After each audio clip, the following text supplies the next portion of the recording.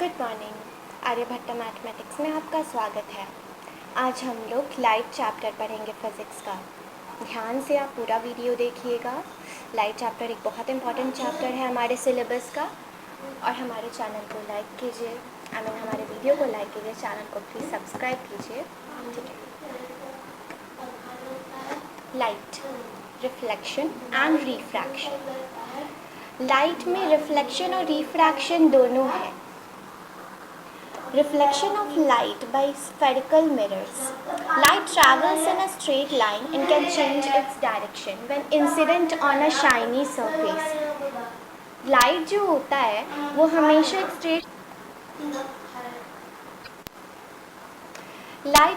एक straight line में चलता है और जब भी वो किसी शाइनी सरफेस पर इंसिडेंट होता है तो वो अपना डायरेक्शन चेंज करता है।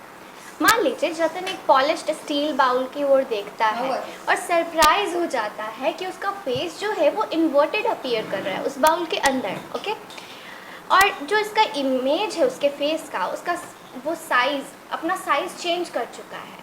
वो एकदम शॉक्ड हो चुका होता है कि उसका फेस तो ऐसा है लेकिन स्टील बाउल में उसका फेस का शेप क्यों चेंज है, वो इन्वर्टेड क्यों है और उसका साइज क्यों चेंज है। वो एक्चुअली उसकी तरफ होता है या फिर उससे दूर होता है। जब वो आउटर साइड पर देखता है तो उसका इमेज उसे इरेक्ट दिखता है। अब ऐसा क्यों होता है? ऐसा इसलिए होता है क्योंकि बाउल का जो कर्व सरफेस है वो एक स्पेशल काइंड ऑफ मिरर की तरह एक्ट कर रहा है, जिसको हम लोग स्फेरिकल मिरर कहते हैं। क्या कहते हैं? Spherical mirror. स्फेरिकल मिरर को आप एक स्फेरिकल बॉल से आप समझ सकते हैं। मेरे पास एक स्फेरिकल बॉल है, आप इसको दो भाग में काट दो। जब आप काटोगे तो ये वाला भाग जो है, ये वाला जो अंदर की तरफ एक केव जैसा बना होगा, ये वाला भाग कॉनकेव पार्ट है। इसका भी ये वाला भाग कॉनकेव पार्ट है और जो बाहर की तरफ निकला है वो कॉन्वेक्स पार्ट है। ठीक है। Inner surface of each hop is known as the concave part, क्योंकि वो अंदर की तरफ केव जैसा है, और जो आउटर सरफेस है वो एक कॉन्वेक्स सरफेस है। ठीक है। तो इसी तरह दो टाइप्स के होते हैं, एक होता है कॉनकेव मिरर, दूसरा होता है कॉन्वेक्स मिरर। कॉनकेव मिरर मैंने कहा जो केव जैसा हो। आप ये देख रहे हो, एक हमने मान लो एक ग्लास, एक बड़ा सा ग्लास था जिसका हमने ये पार्ट ले लिया, केव जैसा पार्ट। तो ये कॉनकेव मिरर तब बनेगा जब हम इस आउटर वाले पार्ट को पेंट कर देंगे। किससे? सिल्वर कलर से। ठीक है। तो जब ये पेंट हो जाएगा तो ये कॉनकेव मिरर की तरह एक्ट करेगा, जिसका ये वाला पार्ट जो है रिफ्लेक्टिंग सरफेस होगा। कॉनकेव मिरर एक स्फेरिकल मिरर है जिसका रिफ्लेक्टिंग सरफेस जो है वो अंदर की तरफ कर्व्ड है। एक कॉनकेव मिरर में रिफ्लेक्शन हमेशा इनर सरफेस की तरफ से होता है, कॉनकेव मिरर में हमेशा रिफ्लेक्शन अंदर की तरफ से होता है। मिरर एक केव जैसा शेप बनाता है, दैट्स व्हाई इसका नाम कॉनकेव है। और जो पेंटेड सरफेस होता है ये नॉन रिफ्लेक्टिंग सरफेस होता है। ओके, ये कॉनकेव मिरर है। अब बात आती है कॉन्वेक्स मिरर की। कॉन्वेक्स मिरर में क्या होता है, जो हमारा बाहर की तरफ निकले जैसा पार्ट है उसको छोड़कर हम जो अंदर वाले पार्ट है उसको पेंट कर देंगे। तो ये जो बाहर वाला पार्ट है ये रिफ्लेक्टिंग सरफेस की तरह एक्ट करेगा और यही हमारा कॉन्वेक्स मिरर होगा। और अंदर का painted surface non reflecting surface होगा।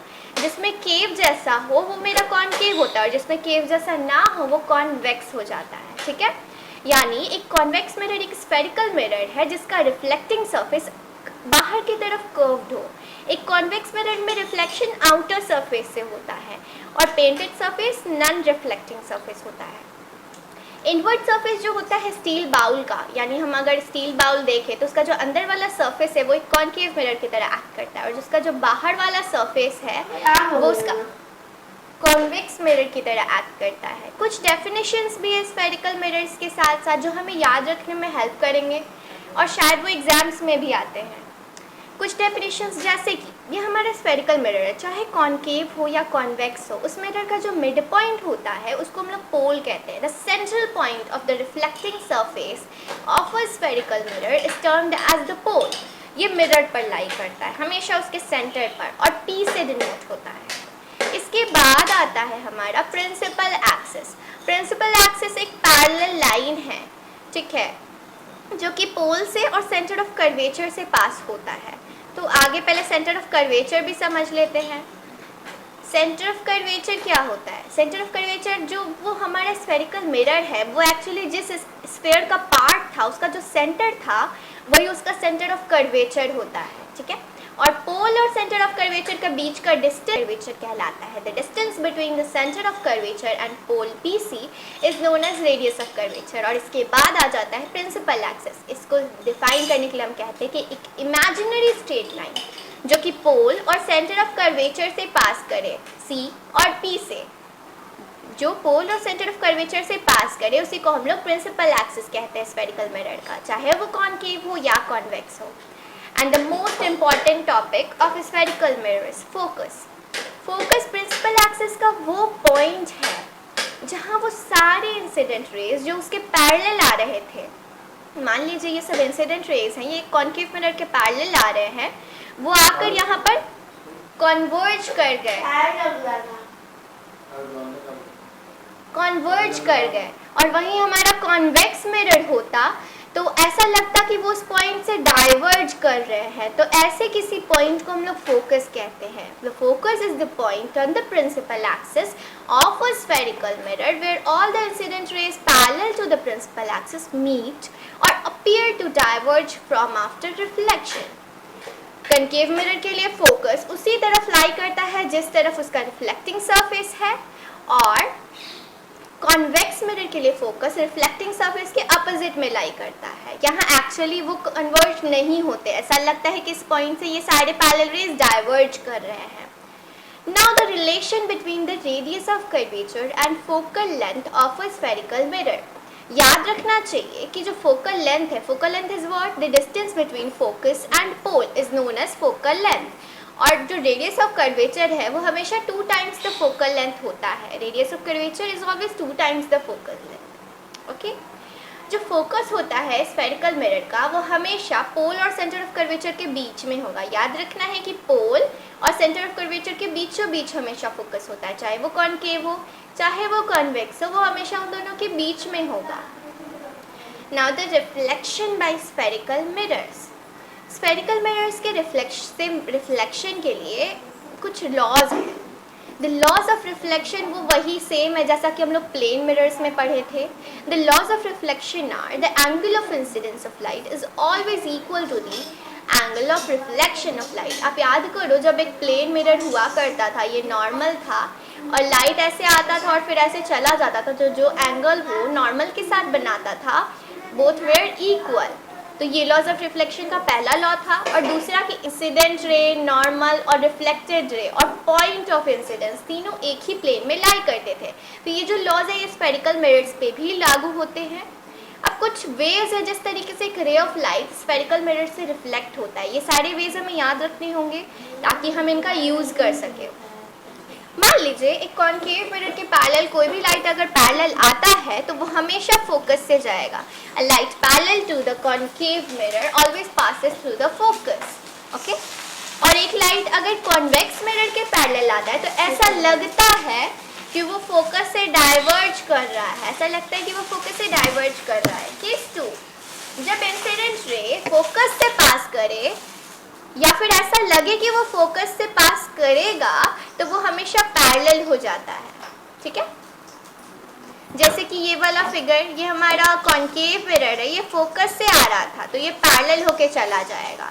और ये हमारा कॉन्वेक्स मिरर, ये फोकस की तरफ आ रहा था और ये पैरेलल होकर चला गया। तो अब रे which passes through the focus of a concave mirror or appears to pass through the focus of a convex mirror will become parallel to the principal axis after reflection through the mirror. Third rule, जब incident ray पास करता है या ऐसा लगता है कि वो centre of curvature से पास कर रहा है तो वो अब अनडेविएटेड चला जाता है, यानी वो जिस रास्ते से आया होता है उसी रास्ते से चला जाता है। वो इस तरफ आया, इसी रास्ते से चला जाएगा, यानी कोई भी रे जो सेंटर ऑफ कर्वेचर से पास कर रहा है। अब ऐसा क्यों होता है आप जानना चाहोगे? तो अगर हम मान लीजिए मेरा पूरा स्फीयर है, ये मेरा सेंटर है, तो आपको पता होना चाहिए कि जो सेंटर से जो लाइन होता है किसी भी पॉइंट पर वो हमेशा एक परपेंडिकुलर बनाता है उस पर। और अगर हम मेरा इंसिडेंट रे देखें, यहीं पे नॉर्मल है तो इन दोनों के बीच का एंगल 0 डिग्री, तो एंगल ऑफ रिफ्लेक्शन भी 0 डिग्री, यानी ये इसी रास्ते से वापस चला जाएगा।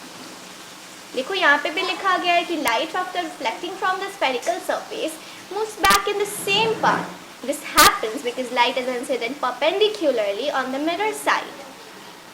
Case 4, when the incident ray is normal to the reflecting surface। अगर हमारा इंसिडेंट रे रिफ्लेक्टिंग सरफेस के नॉर्मल हो तो भी अपने ही रास्ते से चला जाएगा, चाहे हम सेंटर ऑफ कर्वेचर से पास करके नॉर्मल भेजें या हमारे प्रिंसिपल एक्सिस से।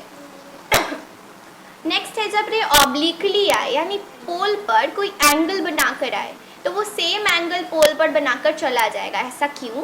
क्योंकि हमारा जो सेंटर ऑफ कर्वेचर वाला लाइन है प्रिंसिपल एक्सिस, यहाँ पर वो नॉर्मल की तरह एक्ट कर रहा है, hence it will make equal angles with it according to laws of reflection.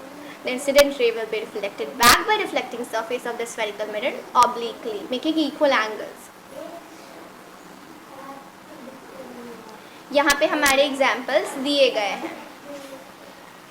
अब एक important thing, radio telescope. Radio telescope में ये एक रिफ्लेक्टिंग सरफेस होता है जो कि सारे पैरेलल रेज जो होते हैं उन्हें फोकस पर कन्वर्ज कर देता है, ठीक है। इसीलिए रिफ्लेक्टिंग सरफेस एक लार्ज कॉनकेव मिरर की तरह एक्ट करता है और जहाँ पर वो सब मीट करते हैं वो सारे रेज, वो उनका फोकस होता है और वहाँ पर एक रिसीवर लगा दिया जाता है जो कि इन सारे रेज को, लाइट रेज को या फिर इन रेज को जो वेव्स हैं उन सबको, उस सिग्नल को रिसीव करता है और इन्हें कंप्यूटर में इलेक्ट्रिक सिग्नल्स के फॉर्म में भेज देता है, ठीक है। नेक्स्ट टॉपिक में हम इमेजेस फॉर्मेशन बताएंगे। आज के लिए इतना ही। हमारे चैनल को सब्सक्राइब कीजिए, वीडियो को लाइक कीजिए और शेयर कीजिए।